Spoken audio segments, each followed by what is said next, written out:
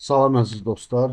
Bugünkü dərsimizdə biz bir knopkanın, iki knopkanın və bir lampanın şablonunu hazırlayıb və onu HMI sxemində istifadə edəcəyik. Bu dərsi iki yerə böləcəyik. Birinci dərsdə şablonu hazırlayacağıq. İkinci dərsdə isə artıq HMI üzərindən bunu idarə etməyə çalışacağıq. Yenidən biz browser vasitəsilə bizim Tasklar saytını təqdim etdiyi virtual serverə qoşulub, Yokogawa sisteminə daxil oluruq. Bir şey də vurğulayım, Yokogawa'da iki tip şablonlar olur. Biri Linked Path şablonudur. Bu grafik HTML şablonudur.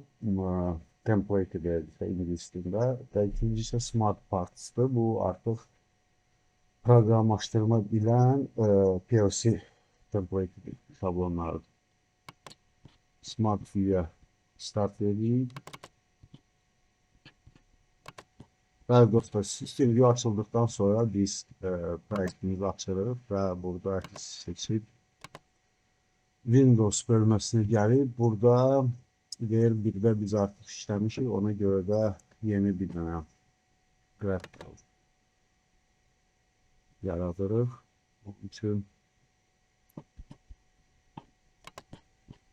Bunun üçün deməli Create New Window VR2 qalsın. Oku basırıq və yeni VR pəncərəmiz artıq yarandı və onu açırıq.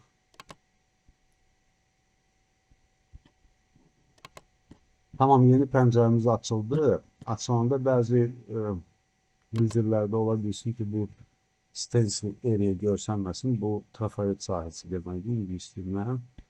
Ona görə videoya girib bu şablonu yazıdan çıxartmayın.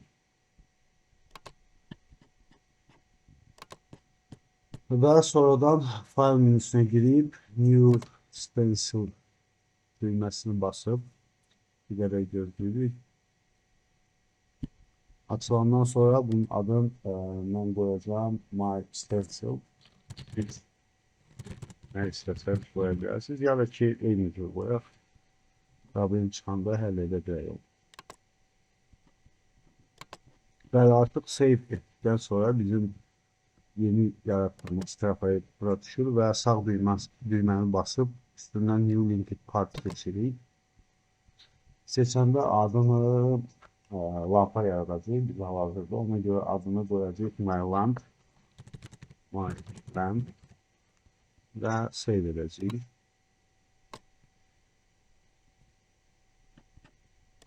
Save edəndən sonra görərsiniz ki, My Stencil bizim trafaretin yanında ulduz işarəsi gəldi. Onun üçün də onu açırıq və My Lamp'ı seçirik. My Lamp'ı seçib üstündən edit düyməsini basırıq və bir qədər gözləyirik. Artıq bizim trafaret hazırdır və bura bir lampa və iki knopka əlavə edirik. Onun üçün də basic shape'lərdən istifadə edə bilərik. Yəni, içində Eclipse'də istifadə edə bilərik. Qoy baxım, və bunlarda ola bilsin ki, lamp işarəsi var, yoxdur. Ona görə də lampanı sadə bir circle-dan götürə bilərik.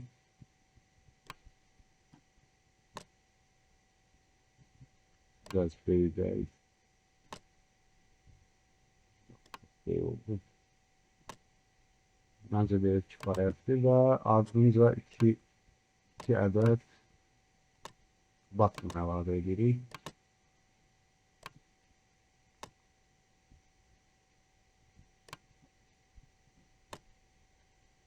Button 1 və button 2.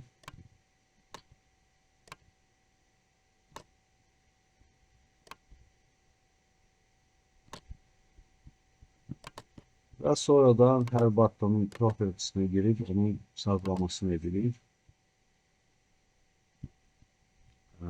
Birinci buttonda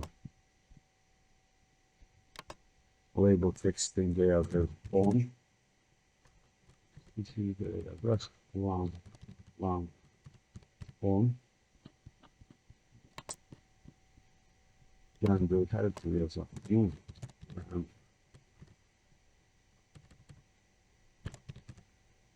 Lamp 10. Sonra function bölməsine keçir. Burada deməli seçirik call data input dialog process data ve burada bir dəqiqə qoy lampanın adına baxın. Bizdə generalda push button 0 gedir.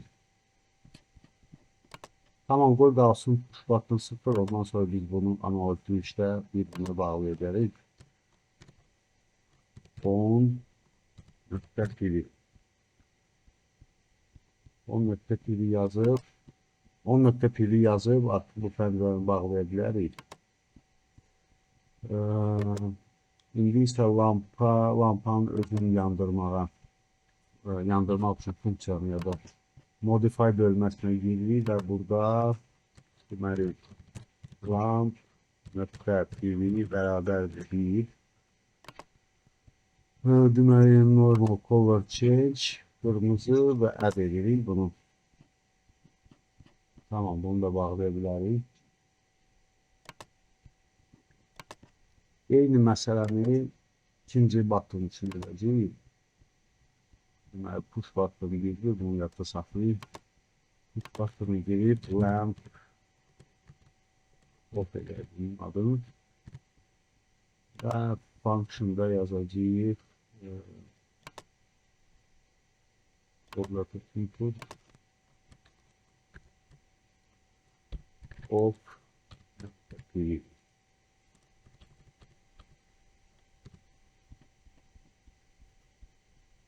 və bir pəncərəni də bağlaya bilərik.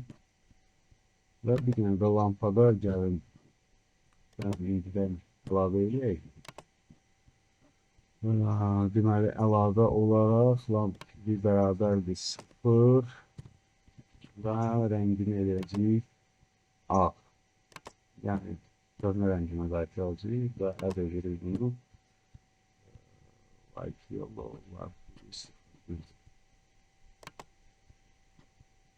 və artıq bu şablonu save edə bilərik. Save düyməsinə basırıq. Bir qədər gözləyək. Və artıq bu şablonu da bağlaya bilərik.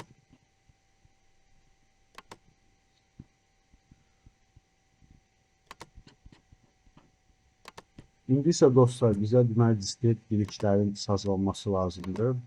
Bunun üçün node 1'ə giririk və burada seçirik. Deməli bizdə diskret biliklər ilk adını 150 kəsdir. Burada artıq fikir versəz bizim köhnə proyektdən var. Bunları əl vurmuruq. Burada yazacağıq deməli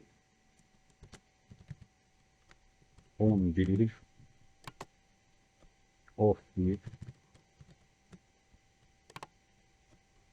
12 of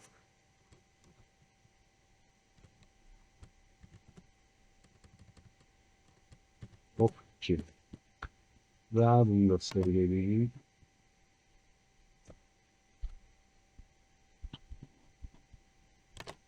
Evet, save ettikdən sonra error yoxdur, görünür yoxdur, bağlayırıq və indi bizə lazımdır diskret çıxışlar. Diskret çıxışlarda da köhnə proyektdən valve qalıb və biz lamp 1 və lamp 2-ni əlavə edirik. Lamp 1, lamp 2. Və bunu da save edirik. Error yoxdur. Tamam dostlar, bugünkü dərs bu qədər. İkinci dərsdə artıq bizim profilatimizi biz əlavə edəcəyik HDMI-nin üstünə. Çox sağ olun, təşəkkür edirəm.